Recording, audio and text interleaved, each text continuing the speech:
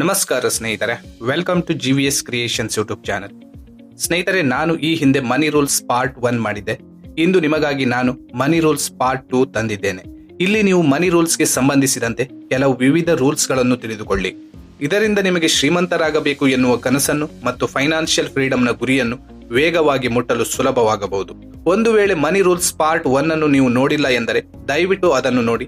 ನೋಡಿದವರು ಈ ವಿಡಿಯೋಗೆ ಒಂದು ಲೈಕ್ ಮಾಡಿ. ಸರಿ ಸ್ನೇಹಿತರೆ, ಯಾವುದೇ ತಡ ಮಾಡದೆ ಆ 7 ಮನಿ ರೂಲ್ಸ್ ಗಳನ್ನು ತಿಳಿದುಕೊಳ್ಳೋಣ. Rule number 1, the 50-30-20 rules. ಈ ರೂಲ್ಸ್ ನಿಮ್ಮ ಹಣವನ್ನು ಸರಿಯಾಗಿ ಉಪಯೋಗಿಸಲು ಪ್ರಾರಂಭಿಸುವ ಎಸೆನ್ಷಿಯಲ್ ಸ್ಟೆಪ್ ಆಗಿದೆ. ಈ ರೀತಿ ಬಜೆಟಿಂಗ್ ಮಾಡಿ ನೀವು ನಿಮ್ಮ ನೀಡ್ಸ್, ವಾಂಟ್ಸ್ ಮತ್ತು ಸೇವಿಂಗ್ ಗೋಲ್ ಈ ಮೂರನ್ನು ಸರಿಯಾಗಿ ಬ್ಯಾಲೆನ್ಸ್ ಮಾಡಿ. ನೀವು ನಿಮ್ಮ ಮಂತ್ಲಿ ಇನ್ಕಮ್ ಅನ್ನು 3 ಏರಿಯಾಗಳಲ್ಲಿ ಡಿವೈಡ್ ಮಾಡಬೇಕು. ಅದು ಈ ರೀತಿಯಾಗಿ: ನಿಮ್ಮ ಇನ್ಕಮ್ ನ 50% ನಿಮ್ಮ ನೀಡ್ಸ್ ನಲ್ಲಿ ಖರ್ಚು ಮಾಡಬೇಕು, ಅಂದರೆ house bills, rent, food, transportation ಮತ್ತು ಬೇಸಿಕ್ ನೆಸೆಸರೀಸ್ ಗಳಲ್ಲಿ. ಇವುಗಳನ್ನು ನೀವು ಡೈಲಿ ಸರ್ವೈವ್ ಮಾಡಲು ಖರ್ಚು ಮಾಡಲೇಬೇಕಾಗುತ್ತದೆ. ಮತ್ತು 30% ನೀವು ನಿಮ್ಮ ವಾಂಟ್ಸ್ ಗಳಲ್ಲಿ ಖರ್ಚು ಮಾಡಬೇಕು. ಅದು ನಿಮ್ಮ ಎಂಜಾಯ್ಮೆಂಟ್ ಅಥವಾ ನಿಮ್ಮ ಹಾಬೀಸ್ ಗಳಿಗೆ.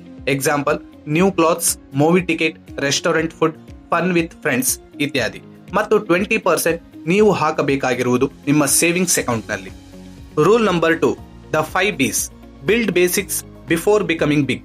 ಯಾರೇ ಆಗಲಿ ತಮ್ಮ ಜಾಬ್ ಅಥವಾ ಬಿಸ್ನೆಸ್ ಇಂದ ಸ್ವಲ್ಪ ಹಣವನ್ನು ಗಳಿಸಲು ಶುರು ಮಾಡಿದಾಗ ಅವರು ಮೊದಲಿನಿಂದಲೂ ಇಚ್ಛೆ ಪಡುವ ಎಲ್ಲವನ್ನು ಖರೀದಿಸಲು ಮನಸ್ಸು ಮಾಡುತ್ತಾರೆ. New car, new house, travellings.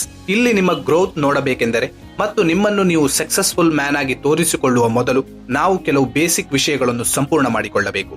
ನೀವು ನಿಮ್ಮ ಹಣವನ್ನು ಎಲ್ಲಿ ಉಪಯೋಗಿಸಬೇಕೋ ಅಲ್ಲಿ ಉಪಯೋಗಿಸಿಕೊಳ್ಳಬೇಕು. ಅಂದರೆ ಸೆಕ್ಯೂರಿಟಿ ಮತ್ತು ಫ್ರೀಡಮ್. ಅಂದರೆ ನೀವು ತುಂಬಾ ಹಣವನ್ನು ಗಳಿಸುತ್ತಿದ್ದೀರಿ ಎಂದರೆ ಅದನ್ನು ನೀವು ಇಂಪಾರ್ಟೆಂಟ್ ವಿಷಯಗಳಲ್ಲಿ ಮೊದಲು ಇನ್ವೆಸ್ಟ್ ಮಾಡಬೇಕು. ಹೆಲ್ತ್ ಇನ್ಶೂರೆನ್ಸ್ ನಿಮಗೆ ಮತ್ತು ನಿಮ್ಮ ಕುಟುಂಬ, life insurance, savings for future investment, emergency fund, long term savings for retirement ಇತ್ಯಾದಿ. ಈ ಎಲ್ಲಾ ವಿಷಯಗಳು ನಿಮ್ಮ ಚೆಕ್ ಲಿಸ್ಟ್ ನಲ್ಲಿ ಇರಲೇಬೇಕು. ನಿಮ್ಮ ಫೈನಾನ್ಷಿಯಲ್ ಫ್ರೀಡಮ್ಗಾಗಿ ನೀವು ನಿಮ್ಮ ಬೇಸ್ ಅನ್ನು ಸ್ಟ್ರಾಂಗ್ ಮಾಡಿಕೊಳ್ಳಬೇಕು. ಈ ಎಮರ್ಜೆನ್ಸಿ ಫಂಡ್ ನ ಇಂಪಾರ್ಟೆನ್ಸ್ ಗಳನ್ನು ನಾನು ರೂಲ್ ನಂಬರ್ 5ರಲ್ಲಿ ಡೀಟೇಲ್ ಆಗಿ ಹೇಳುತ್ತೇನೆ. Rule number 3, earn while you sleep if you really want to be wealthy. ಒಂದು ವೇಳೆ ನಿಮಗೆ ನಿಜವಾಗಲೂ ರಿಚ್ ಆಗಿರಬೇಕು ಎಂದರೆ ನೀವು ಎಂತಹ ಸಿಸ್ಟಮ್ ಅನ್ನು ಕ್ರಿಯೇಟ್ ಮಾಡಬೇಕು ಎಂದರೆ ಅದು ನಿಮಗೆ 24 ಗಂಟೆಗಳ ಕಾಲ ಹಣವನ್ನು ಗಳಿಸಿಕೊಡುವಂತಿರಬೇಕು. ಅದು ನೀವು ಮಲಗಿಕೊಂಡಿದ್ದರೂ ಕೂಡ. ಇಲ್ಲದಿದ್ದರೆ ನೀವು ಎಷ್ಟು ಕೆಲಸ ಮಾಡುತ್ತೀರಾ ಅಷ್ಟೇ ದುಡಿಯುತ್ತೀರಾ. ಯಾಕೆಂದರೆ ಇದನ್ನು ವಾರೆನ್ ಬಫೆಟ್ ಕೂಡ ಹೇಳುತ್ತಾರೆ: if you don't find a way to make money while you sleep, you work until you die. ಬಹಳಷ್ಟು ಜನರು ಕೇವಲ ಜಾಬ್ ನಲ್ಲಿ ಮಾತ್ರವಲ್ಲದೆ ಬಿಸ್ನೆಸ್ ನಲ್ಲೂ ಕೂಡ ಲೈಫ್ ಟೈಮ್ ಅವರೊಬ್ಬರು ಎಂಪ್ಲಾಯಿ ತರಹ ಕೆಲಸ ಮಾಡುತ್ತಾರೆ. ಸ್ನೇಹಿತರೆ, ಒಂದು ವೇಳೆ ನೀವು ಲಕ್ಷಗಟ್ಟಲೆ ದುಡಿಯುತ್ತಿದ್ದೀರಾ ಎಂದರೆ ನಿಮ್ಮ ಬಳಿ ಎಂಜಾಯ್ ಮಾಡಲು ಯಾವುದೇ ಸಮಯವಿಲ್ಲದಿದ್ದರೆ, ಇಲ್ಲವೇ ಕೆಲಸ ಮಾಡದೆಯೂ ಹಣ ಬರುತ್ತಿದ್ದರೆ ನೀವು ರಿಚ್ ಅಲ್ಲವೇ ಅಲ್ಲ. ಇಲ್ಲಿ ನಿಮ್ಮ ಬಳಿ ಫೈನಾನ್ಸ್ ಇರಬಹುದು, ಆದರೆ ಫ್ರೀಡಮ್ ಇಲ್ಲ. ಒಂದು ವೇಳೆ ನೀವು ನಿಜವಾಗಲೂ ರಿಚ್ ಆಗಬೇಕೆಂದಿದ್ದರೆ ಒಂದು ಇಂತಹ ಸಿಸ್ಟಮ್ ಅನ್ನು ಬಿಲ್ಡ್ ಮಾಡಿ. ಅಲ್ಲಿ ನೀವು ಕೆಲಸವೂ ಮಾಡುವುದಿಲ್ಲ ಅಥವಾ ಮಲಗಿಕೊಂಡೇ ಇದ್ದರೂ ಕೂಡ ನಿಮ್ಮ ಸಿಸ್ಟಮ್ ನಿಮಗಾಗಿ ಹಣವನ್ನು ಜನರೇಟ್ ಮಾಡುತ್ತಿರುತ್ತದೆ. Rule number 4, money can't buy happiness but poverty can't buy anything. ಇದರಲ್ಲಿ ಹೆಚ್ಚಾಗಿ 2 ರಾಂಗ್ ಫ್ಯಾಮಿಲಿ ನೋಡಲು ಸಿಗುತ್ತದೆ. ಇಲ್ಲಿ ಒಬ್ಬರು ಯೋಚಿಸುತ್ತಾರೆ ಹೆಚ್ಚು ಹಣವಿದ್ದರೆ ಹೆಚ್ಚು ಹ್ಯಾಪಿನೆಸ್ ಇರುತ್ತದೆ. ಅದೇ ಇನ್ನೊಬ್ಬರು ಯೋಚಿಸುತ್ತಾರೆ ಹೆಚ್ಚು ಹಣದ ಅಗತ್ಯವಿಲ್ಲ, ಅದರಿಂದ ನಮ್ಮ ಹ್ಯಾಪಿನೆಸ್ ಬರಲು ಸಾಧ್ಯವಿಲ್ಲ. ಈ ಇಬ್ಬರು ಕೂಡ ರಾಂಗ್ ಮೈಂಡ್ ಸೆಟ್ ನ ಜನರಾಗಿರುತ್ತಾರೆ ಮತ್ತು ಮುಂದೆ ಈ ಇಬ್ಬರು ಅತ್ಯಂತ ದುಃಖದಲ್ಲಿ ಬೀಳುತ್ತಾರೆ. ಇವರುಗಳ ಮಧ್ಯದಲ್ಲಿ ಕೆಲವು ಬುದ್ಧಿವಂತ ಜನರಿರುತ್ತಾರೆ. ಅವರಿಗೆ ಈ ವಿಷಯ ಚೆನ್ನಾಗಿ ಗೊತ್ತಿರುತ್ತದೆ. ಹಣ ಮತ್ತು ಹ್ಯಾಪಿನೆಸ್ ಬೇರೆ ಬೇರೆ ವಿಷಯವಾಗಿದೆ. ಹಣ ಒಂದು ಎಕ್ಸ್ಟರ್ನಲ್ ವಿಷಯ, ಆದರೆ ನಮಗೆ ಇವೆರಡೂ ಕೂಡ ಮುಖ್ಯ.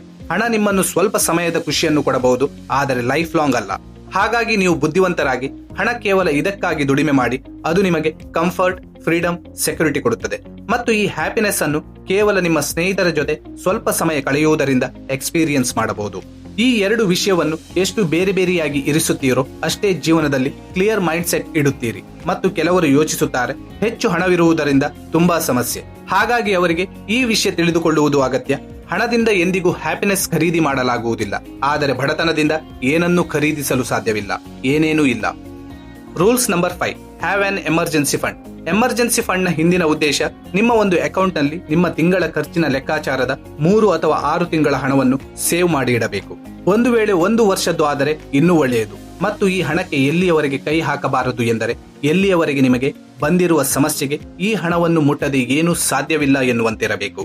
ಈ ಹಣವನ್ನು ಜಮಾ ಮಾಡುವ ಉದ್ದೇಶದ ಅರ್ಥ ಸೇವ್ ಮಾಡಲು ಅಥವಾ ಹೊಸ ವಸ್ತುಗಳನ್ನು ಖರೀದಿಸಲು ಅಲ್ಲ. ಇದು ಕೇವಲ ಮತ್ತು ಕೇವಲ ನಿಮ್ಮ ಕಷ್ಟದ ಸಮಯಕ್ಕೆ ಮಾತ್ರ. ನೀವು ನಿಮ್ಮ ಮಂತ್ಲಿ ನೀಡ್ಸ್ ಮತ್ತು ಎಕ್ಸ್ಪೆನ್ಸ್ ನ ಪ್ರಕಾರ ನಿಮ್ಮ 3 ತಿಂಗಳ ಅಥವಾ 6 ತಿಂಗಳ ಅಥವಾ 12 ತಿಂಗಳನ್ನು ಮಲ್ಟಿಪ್ಲೈ ಮಾಡಬೇಕು. ಅಲ್ಲಿ ಎಷ್ಟು ಅಮೌಂಟ್ ಬರುತ್ತದೆ ಅದು ನಿಮ್ಮ ಗೋಲ್ ಆಗಿರಬೇಕು. ಈಗ ನೀವು ಯೋಚಿಸಬಹುದು, ಇಷ್ಟು ತಿಂಗಳ ಹಣವನ್ನು ಯಾಕೆ ಸೇವ್ ಮಾಡಬೇಕು ಎಂದು. ಇದಕ್ಕೆ ಒಂದು ಎಕ್ಸಾಂಪಲ್ ಇದೆ. ಕೊರೋನಾ ಸಮಯದಲ್ಲಿ ಯಾರೆಲ್ಲ ಎಮರ್ಜೆನ್ಸಿ ಫಂಡ್ ಇಟ್ಟಿದ್ದರು ಅವರಿಗೆ ಕೆಲಸ ಹೋದಾಗ ಈ ಹಣ ಉಪಯೋಗಕ್ಕೆ ಬಂದಿರುತ್ತದೆ ಮತ್ತು ಕೆಲವರ ಕೆಲಸ ಹೋದ ನಂತರ ಅವರಿಗೆ ಉಪಯೋಗಿಸಲು ಎಮರ್ಜೆನ್ಸಿ ಹಣ ಇದ್ದಿರದೇ ಇರಬಹುದು. Rule number 6, compare money with your time. ನಿಮಗೆ ಹೆಚ್ಚು ಹಣ ಖರ್ಚು ಮಾಡುವ ಅಭ್ಯಾಸವಿದ್ದರೆ ನೀವು ಕೆಲವು ವಸ್ತುಗಳನ್ನು ಖರೀದಿಸಿದ ನಂತರ ಈ ರೀತಿ ಪಶ್ಚಾತ್ತಾಪ ಪಡುತ್ತೀರಾ, ನಾನು ಇವುಗಳಿಗೆ ಇಷ್ಟೊಂದು ಖರ್ಚು ಮಾಡಬಾರದಿತ್ತು ಎಂದು.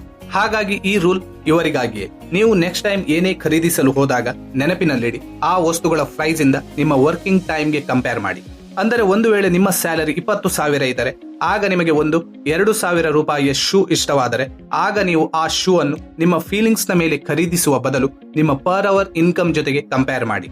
ನೀವು ನಿಮ್ಮ ಎಷ್ಟು ಸಮಯದ ಹಾರ್ಡ್ ವರ್ಕ್ ನ ಹಣವನ್ನು ಈ ಶೂ ಮೇಲೆ ಸ್ಪೆಂಡ್ ಮಾಡುತ್ತಿದ್ದೀರಿ ಎಂದು. ಇದು ನಿಮ್ಮ ಹಾರ್ಡ್ ವರ್ಕ್ ನಿಂದ ಗಳಿಸಿದ ಹಣಕ್ಕೆ ಡಿಸರ್ವ್ ಮಾಡುತ್ತದೆಯೇ ಎಂದು.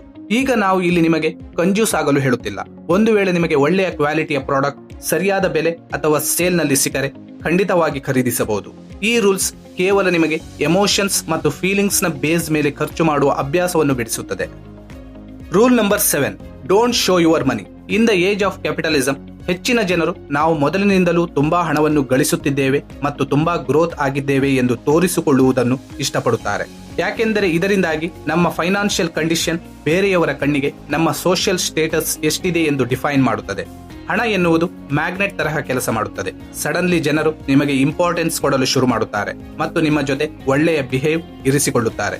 ಈ ರೀತಿಯಾದ ಅಟೆನ್ಷನ್ ಹೆಚ್ಚಿನ ನ್ಯೂಲಿ ರಿಚ್ ಜನರಿಗೆ ತುಂಬಾ ಖುಷಿ ಕೊಡುತ್ತದೆ. ನಿಮ್ಮ ಫ್ಯಾಮಿಲಿ ಮತ್ತು ಕ್ಲೋಸ್ ಫ್ರೆಂಡ್ಸ್ ಅನ್ನು ಹೊರತುಪಡಿಸಿ ತುಂಬಾ ಜನರು ನಿಮ್ಮ ಎದುರು ಒಳ್ಳೆಯವರಾಗುತ್ತಾರೆ ಅಥವಾ ನಿಮ್ಮ ಜೊತೆ ಒಳ್ಳೆಯ ರಿಲೇಶನ್ಶಿಪ್ ಇಟ್ಟುಕೊಳ್ಳುತ್ತಾರೆ. ಯಾಕೆಂದರೆ ಅವರಿಗೆ ನಿಮ್ಮಿಂದ ಏನಾದರೂ ಬೆನಿಫಿಟ್ ಆಗಬಹುದು ಎಂದು. ಎಲ್ಲರೂ ಅಲ್ಲ, ಆದರೆ ತುಂಬಾ ಜನರು. ಯಾರು ತಮ್ಮ ಆಸ್ತಿ ಮತ್ತು ಹಣವನ್ನು ತೋರಿಸಿಕೊಳ್ಳುತ್ತಾರೋ ಅವರ ಹಣದ ಮೇಲೆ ತುಂಬಾ ಜನರ ಕಣ್ಣು ಬೀಳುತ್ತದೆ ಮತ್ತು ಇಂತಹ ಜನರಿಂದಲೇ ಹೆಚ್ಚು ಸಾಲ ಕೇಳುತ್ತಾರೆ, ನಂತರ ವಾಪಸ್ಸು ಕೊಡುವುದಿಲ್ಲ ಅಥವಾ ತಮ್ಮ ಫೈನಾನ್ಷಿಯಲ್ ಪ್ರಾಬ್ಲಮ್ ಅನ್ನು ಸಾಲ್ವ್ ಮಾಡಿಕೊಳ್ಳಲು ನಿಮ್ಮನ್ನು ಎಮೋಷನಲಿ ಕನ್ವಿನ್ಸ್ ಮಾಡುತ್ತಾರೆ. ಹಾಗಾಗಿ ಯಾವಾಗಲೂ ನೀವು ಹಂಬಲ್ ಆಗಿರಿ ಮತ್ತು ನೀವು ಎಷ್ಟು ಸಕ್ಸಸ್ಫುಲ್ ಮತ್ತು ಪವರ್ಫುಲ್ ಆಗಿದ್ದೀರೋ ಅದಕ್ಕಿಂತಲೂ ಕಡಿಮೆ ಶೋ ಮಾಡಿಕೊಳ್ಳಿ. ನಿಮ್ಮ ಪವರ್ ಮತ್ತು ಅಡ್ವಾಂಟೇಜ್ ಅನ್ನು ಸರಿಯಾದ ಸಮಯಕ್ಕಾಗಿ ಸೇವ್ ಮಾಡಿ ಇಡಿ. ಯಾಕೆಂದರೆ ನಿಮಗೆ ನಿಜವಾಗಲೂ ಅವಶ್ಯಕತೆ ಇದ್ದಾಗ ಅದನ್ನು ಉಪಯೋಗಿಸುವಂತಿರಬೇಕು.